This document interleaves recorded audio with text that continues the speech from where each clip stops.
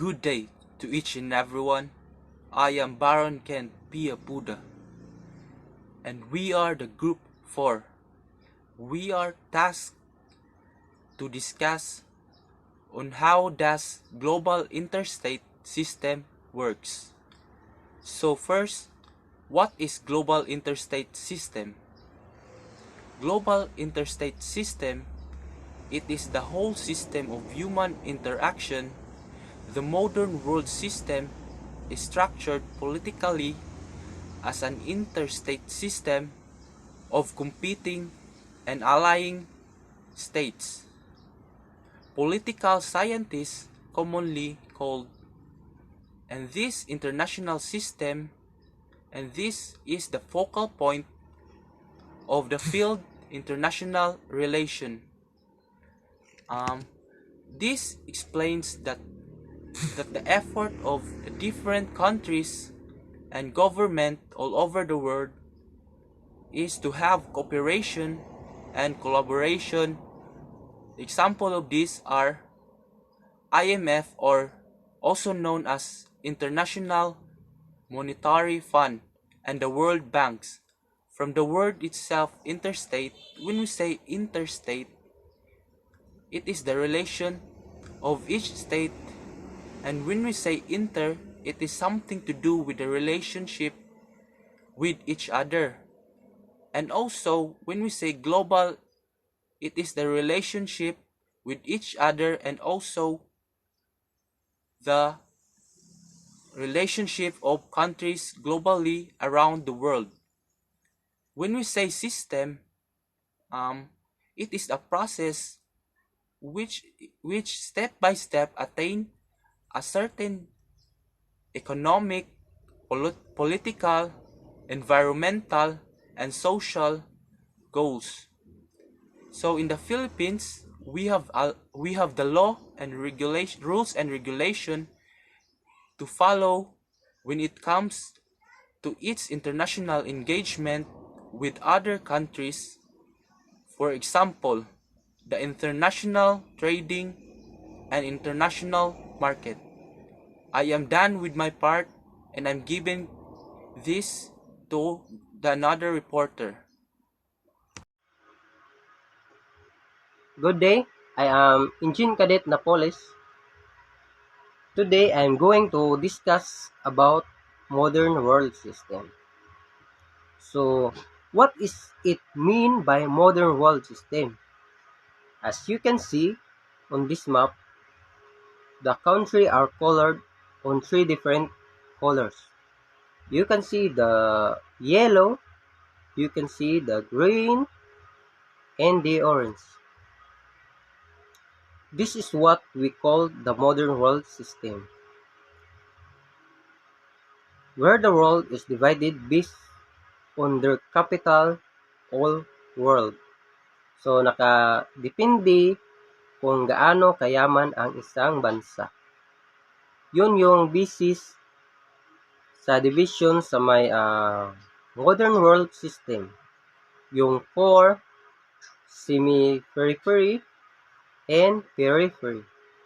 For examples, an example is the indigo industry, which was for a brief period an important product in the 18th and 19th centuries world economy. More broadly, in the 16th and 17th centuries, agriculture production dominated the economic world system. I'm Engine Cadet Joseph Brian Tugbong. These are the division of labor. First is the core.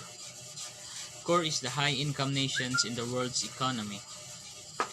This is the manufacturing base of the planet where resources funnel in to become the technology and wealth enjoyed by the Western world today.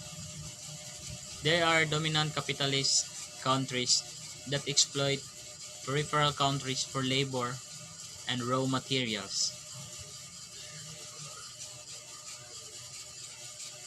The second is the semi-periphery. These are the middle-income countries. The best example countries of semi-periphery is India, and Brazil. These are considered semi-periphery due to their closer ties to the global economic core. Peripheral countries share characteristics of both core and peripheral countries. Good day, sir. Good day, everyone. I am Engine Cadet Loyloy, and I will discuss about the periphery or peripheral countries. So, what are periphery? So, these are also called the low-income countries. So, they are the less developed than the semi-periphery and the core countries. So, whose natural resources or labor support the wealthier countries, first as colonies, and now by working for multinational corporation under neo-colonialism. So imagine they are the low-income countries and they are less developed but they support the wealthier countries. So maski sila ang wala or sila ang gamay, they can support gihapon for the wealthier countries. So peripheral countries are dependent on core countries for capital and have underdeveloped industry. So we know that peripheral countries have low income and less developed. Of course, they will be dependent on the core countries for their capital. So the example of the peripheral countries are Cambodia, Bangladesh, and most of sub-Saharan Africa, where technological simple, labor intensive, low skill, and low wage occupation predominate.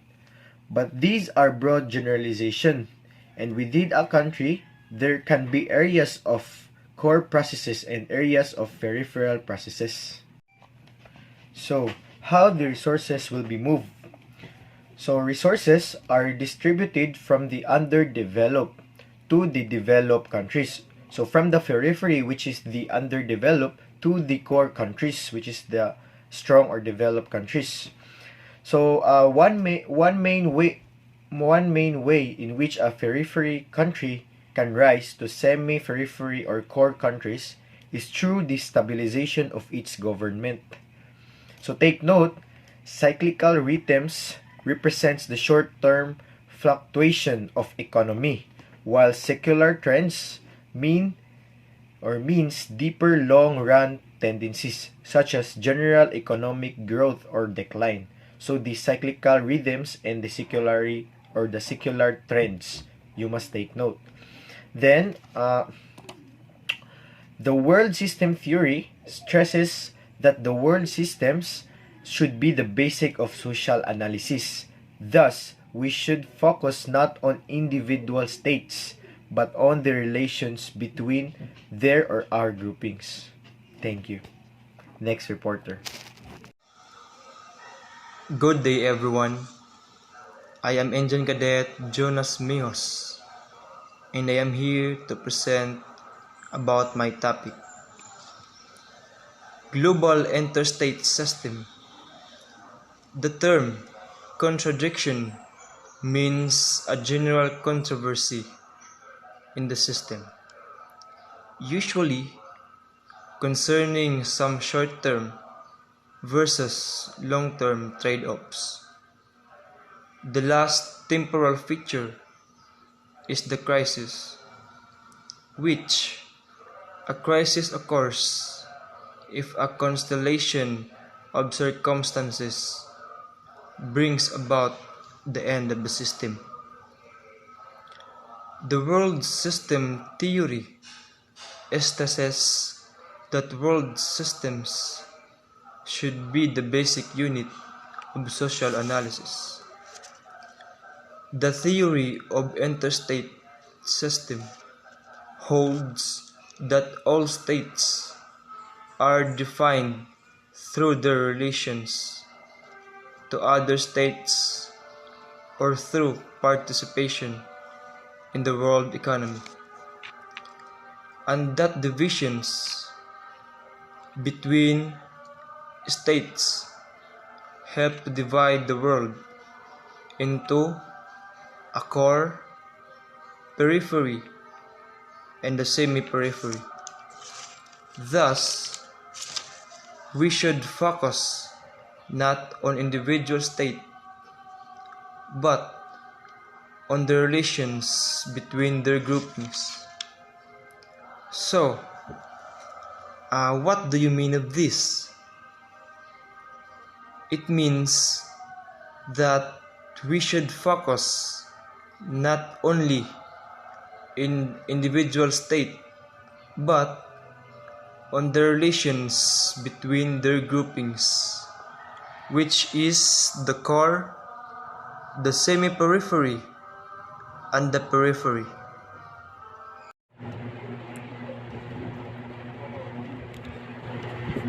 Good day everyone, I am Engine Cadet Mabala and today I'm going to discuss the Wallerstein world system theory. So, like dependency theory suggests that wealthy countries benefit from other countries and exploit those countries' citizens. In contrast to dependency theory, however, this model recognizes the minimal benefits that are enjoyed by low-status countries in the world system.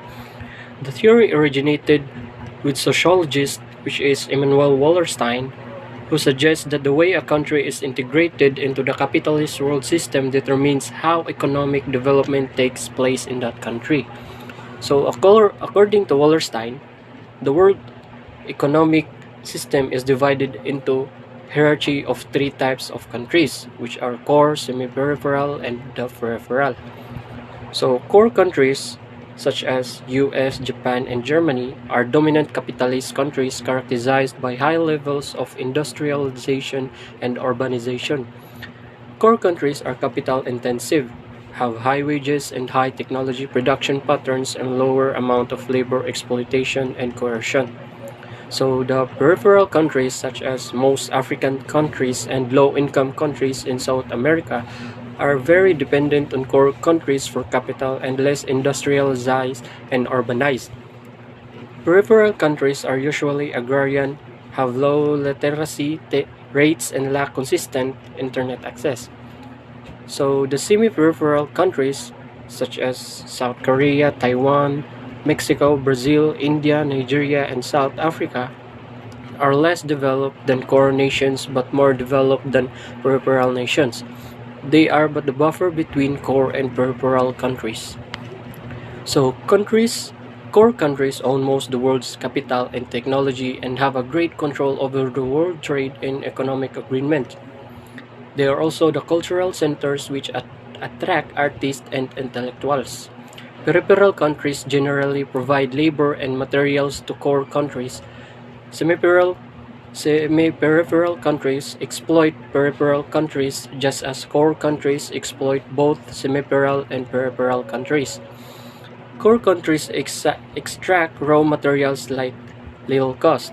They can also set the prices for the agricultural products that peripheral countries export regardless of market prices, forcing them small farmers to abandon their fields because they can't afford to pay the labor and fertilizer.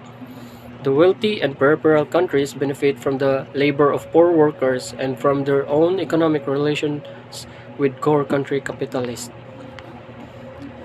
And the 11th century world system in the 11th century international production and trade was dominated by the exchange of silk, and thus countries along the Silk Route were the dominant participant in the world system. Today, the vast communication and transportation technology virtually every society participates in the world system as either a source of raw materials, production, or consumption.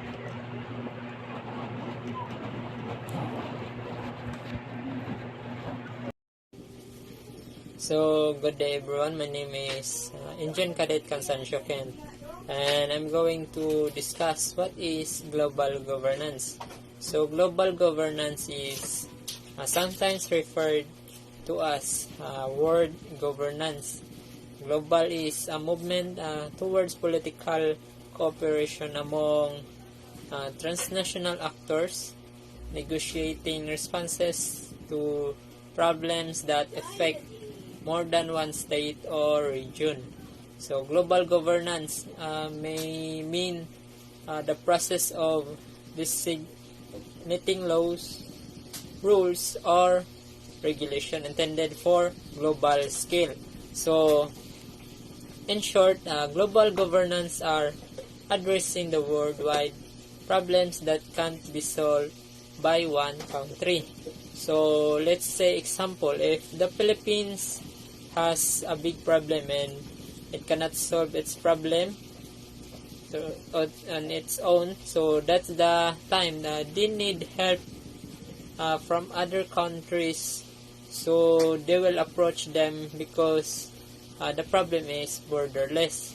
So the goal of governance is to provide global public goods, particularly peace and security, justice and mediation system, functioning markets, and unified standards for trade and industry. So next is effects of global governance. So globalization restrains governments by inducing increased budgetary pressure. So when we say budgetary pressure, these are unavoidable consequence of allocating scarce resources. So as a consequence, governments may attempt to curtail the welfare state, so which is often seen as a drag on the international competitiveness, by reducing especially their expenditures on transfers and subsidies. Good day everyone, I'm Engine Cadet Mark Jimenez and I will tackle about internationalism versus globalization. So, what is the difference between internationalism versus globalization? Internationalism is a political, economic, and cultural operation between nations, while the globalism is a ideology based on the belief that people, goods, and information ought to be able to cross national borders unfettered. Internationalism refers to the increasing importance of international trade, international relations, treaties, alliances, and many more. International means between or among nations. The basic unit remains the nation, even as relations among nations become increasingly necessary and important. There are three types of internationalism. First, hegemonic. Second, revolutionary. And third, liberal. So, hegemonic internationalism is the belief that world is being integrated based on unequal terms with the dominance of one nation or nation state over others. Revolutionary internationalism is the belief that conflicts within societies are determined by international factors and alliances. So next is internationalist movement. The internationalist movement was an international communist organization founded in France in March 1984 by 17 various Moist organizations around the world. It sought to struggle for the formation of communist international of a new type based on Marxism. So the last is liberal internationalism. Liberal internationalism, also known as international liberalism, is a foreign policy doctrine that argues two main points. First, that international organizations should achieve multilateral agreements between states and uphold rules-based norms and promote liberal democracy. And second, that liberal international. So what is globalization? Globalization refers to global economic integration of many formerly national economics into one global economy, mainly by free trade and free capital mobility, but also by easy or uncontrolled migration. It is the effective erasure of national boundaries for economic purposes. International trade governed by comparative advantage becomes international trade governed by absolute advantage. Good example of globalization are, for instance, the trading of commodities and such as coffee or avocados. Coffee is said to be originally from Ethiopia and consumed in the Arid region. Due to commercial trades after the 11th century, it is nowadays known as a globally consumed commodity. The national community embraced both national labor and national capital, and these classes cooperated to produce national goods largely with national natural resources.